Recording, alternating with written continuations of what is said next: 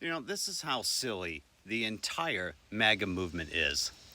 So Donald Trump promised that he was going to lower the cost of groceries on day one.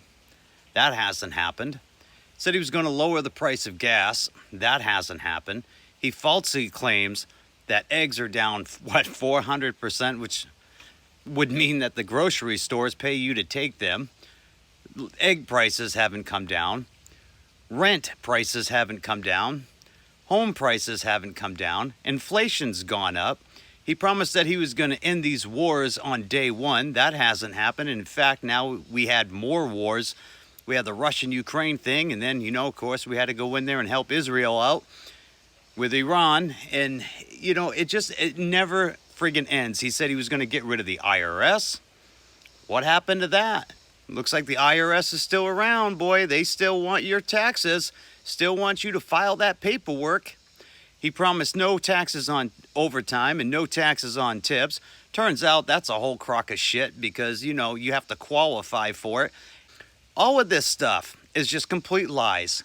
And yet, for some reason, they believe everything this man says. It is so ridiculous that they cannot see through the BS.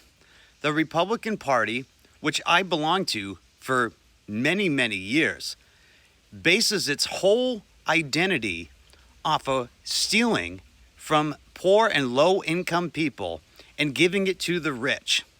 They tell you to work harder, you'll get ahead in life. Bullshit. If the hardest worker was the most successful, then the donkey would own the farm. And that's an old saying that goes back, and it's so goddamn true. But yet, Republicans will continue along with this so-called trickle-down economics, hoping someday it's going to pay off. But it's not going to pay off. Folks, stop falling for the scam and stop voting against your own interest.